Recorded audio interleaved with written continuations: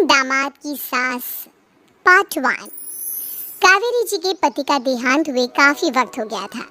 कावेरी जी की 3 बेटियां थी, ईशा, मोहिनी और सुहाना। तीनों ही काफी होशियार और नौकरी करने वाली थी, लेकिन उन तीनों से कावेरी जी इतना प्यार करती थी कि उनकी शादी की उम्र होने पर भी उन्हें पराये घर भेजने का उनका मन ही नहीं हुआ। अरे तुम तीनों मेरे कलेजे का टुकड़ा हो। जब भी तुम्हारी शादी के बारे में सोचती हूँ ना, बड़ा डर लगता है। सही कहती हो मम्मी, हम भी आपसे बहुत प्यार करते हैं।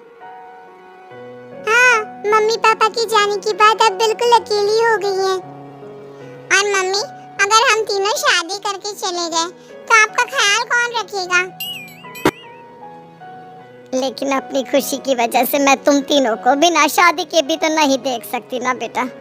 समाज के हिसाब से देखे तो यह भी गलत होगा और मैं ऐसा कुछ नहीं चाहती। लेकिन तुम तीनों से दूर होने के बारे में सोचती हूँ तो अजीब सा लगता है। लेकिन मम्मी, हम आपको इस तरह अकेला छोड़कर नहीं जा सकते। एक काम करते हैं मम्मी, शादी के बाद ना आप मेरे साथ मेरे ससुराल में चलना और मेरे साथ ही रहना। अच्छा, और तेरी सास मुझे रहने देगी तेरे ससुराल में? अरे बेटा, वहाँ ऐसा नहीं होता। बेटी की माँ कभी अपनी बेटी के ससुराल जाकर नहीं रह सकती।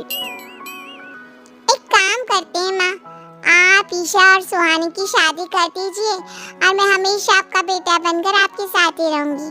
मुझे नहीं करनी शादी। अरे मेरी बेटियाँ मुझसे कितना प्यार करती है, मेरी वजह से अपनी पूरी जिंदगी दांव पर लगाने को तैयार है। लेकिन मैंने ना इससे भी एक अच्छा उपाय सोचा है। क्या मम्मी? अगर आपके पास कोई सलूशन है तो फिर क्यों परेशान हो आप? बताइए, क्या करना चाहती हैं आप? मैंने सोचा है कि अखबार में इश्तिहार देकर तुम तीनों के लिए 3 घर जमाई दामाद ढूंढ लूंगी। वैसे भी नौकरी तो तुम तीनों अच्छे से कर लेती हो, कमा भी अच्छा खासा लेती हो। कोई भी लड़का तैयार हो जाएगा तुमसे शादी करने के लिए। अरे मम्मी, ये हुई ना बात, इससे हमें आपसे दूर भी नहीं जाना पड़ेगा और आपको अकेला भी नहीं रहना पड़ेगा। हाँ मम्मी, ये बहुत अच्छा तरीका है। मैं तो कहती हूँ आज ही अखबार में ऐड निकलवा देते हैं। बिल्कुल, आज ऑफिस जाते वक्त मैं ये काम कर दूंगी।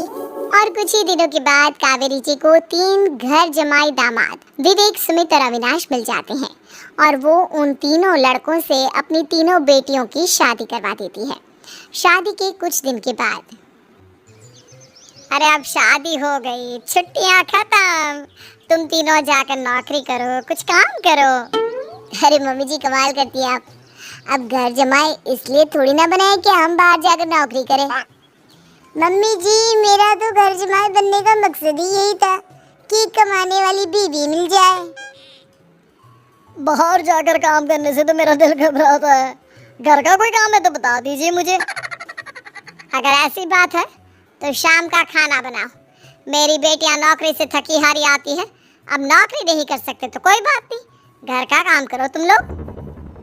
मैं तो घर का काम करने में बहुत खुश हूँ, बस ये बाहर धूप में निकलना, रास्ते में जाना, नौकरी करना, ये सब मुझसे नहीं होता। बिल्कुल ठीक कह रहा है सुमित। अरे गर्मी में, बारिश में, सर्दी में घर से निकल कर जाना और उधर बॉस की चिक चिक सुनना, इससे बढ़िया तो ये है कि मैं घर में झाड़ू पोछा कर लूँ। ठीक है, फिर तुम झाड़ू पोछा करना। अविनाश शाम का खाना बनाएगा और विवेक तुम सुबह का नाश्ता और खाना बनाओगे। मेरे तीनों दामाद घर संभालेंगे और बेटियां नौकरी करेंगी। अगले दिन सुबह के वक्त, मम्मी मुझे ऑफिस के लिए देर हो रही है, नाश्ता चाहिए। अरे उस विवेक से कहा तो था कि सुबह का नाश्ता उसे उठकर बनाना है। अभी जाकर देखती हूँ क्या कर रहा है विवेक। अभी तक सोया हुआ है क्या? सुबह के 10 बज गए हैं। सोने दीजिए ना मम्मी जी, क्या हमेशा हिटलर की तरह हाथ में डंडा लेकर खड़ी रहती हैं? मैंने कहा सीधे उठकर खड़े हो जाओ और जाकर नाश्ता बनाओ। लेकिन मम्मी जी, बिस्तर में से निकलते ही कोई नाश्ता कैसे बनाएगा? 2 मिनट वॉशरूम जाकर आता हूँ। बिल्कुल नहीं, सीधे रसोई में पहुँचो, मेरी बेटी को ऑफिस जाने में देर हो रही है। कुछ देर के बाद, हे भगवान, दोपहर के 12 बजे हैं लेकिन घर इतना गंदा पड़ा है। सुमित से कहा था मैंने समय पर झाड़ू पोछा कर देना। सुमित, कहाँ हो तुम? क्या हुआ मम्मी जी? सुबह की चाय तो पीने दीजिए, आप भी याद करती हैं, चिल्लाती ही रहती है। ये सुबह की चाय है या दोपहर की चाय? अगर तुम 12 बजे उठकर सुबह की चाय पियोगे तो क्या शाम का खाना रात के 3 बजे खाओगे? मम्मी जी चिल्लाइए मत, बताइए बात क्या है? अरे 12 बज चुके हैं, अभी तक झाड़ू पोछा नहीं हुआ, घर में देखो कितनी गंदगी है। अच्छा, तो आप इसलिए परेशान हैं। ओ क्या है ना मम्मी जी, आज मेरे हाथ में दर्द हो रहा है। रात को उल्टी करवट से सो गया था, हाथ हिलाया भी नहीं जा रहा। कौन से हाथ में दर्द है दामाद जी? इस सीधे हाथ में मम्मी जी, हाथ हिल भी नहीं रहा है। विवेक, सुन लिया तुमने? सुमित के हाथ में इतना दर्द है कि बेचारे का हाथ भी नहीं हिल रहा। आज तो ये खाना भी नहीं खा पाएगा, तो एक जन का खाना कम ही बनाना। ठीक है मम्मी जी। अरे नहीं मम्मी जी, मेरे कहने का मतलब वो नहीं था, मेरा मतलब है खाना तो खाऊंगा ना। अरे लेकिन कैसे, हाथ तो हिल भी नहीं रहा है। अरे मम्मी जी, आपको ना किसी जेल में जेलर होना चाहिए था, बेकार में हमारी सास बनकर जिंदगी खराब कर रही हैं। अरे लगाता हूँ पोछा, एक बेचारा घर जमाई और कर भी क्या सकता है। शाम को जब ईशा, सुहाना और मोहिनी ऑफिस से लौट कर आती हैं, मम्मी शाम के खाने में क्या बना है? अब ये तो तेरे पति को ही मालूम होगा ना बेटा, उसने ही खाने की जिम्मेदारी ली थी।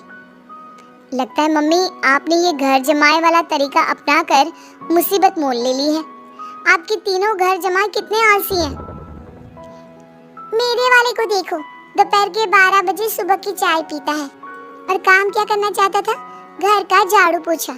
मम्मी बता रही थी कि आज उसने घर का झाड़ू पोछा शाम के 5 बजे किया था। अब क्या बताऊं बेटा, सुबह से हाथ दर्द का बहाना करके बैठ गया था। कहता है हाथ में बहुत दर्द हो रहा है, हिला भी नहीं जा रहा। सब बहाने मम्मी, ये तीनों घर जमाए मिलकर ना बस बैठकर खाना खाना चाहते हैं, काम धाम तो बिल्कुल नहीं करना चाहते। लेकिन ऐसे काम नहीं चलेगा ना, मुझे इन तीनों को सबक सिखाना ही पड़ेगा। अरे तो मम्मी आप हिटलर से कम है क्या? आपने जब हम तीनों को सबक सिखा कर इतना लायक बना दिया, तो इन तीनों नालायक दामाद को भी आप कुछ न कुछ तो बना ही देगी। हाँ मम्मी, बस अपने अंदर के हिटलर को बाहर लाइए और अपने तीनों दामादों को अच्छी तरह से सबक सिखाइए।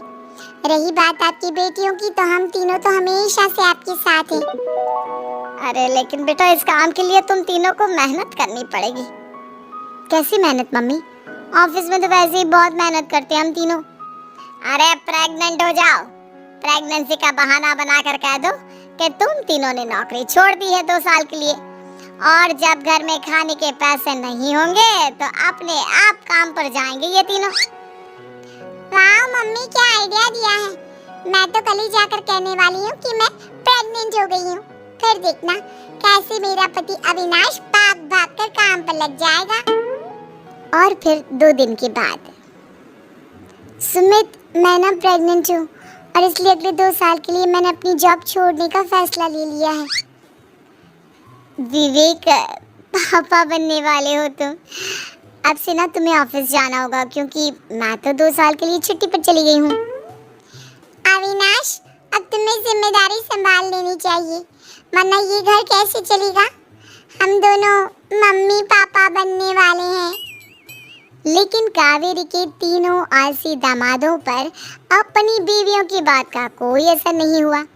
धीरे धीरे कावेरी जी को चिंता होने लगी, क्योंकि उनके प्लान के हिसाब से तीनों बेटियों ने ऑफिस जाना बंद कर दिया था।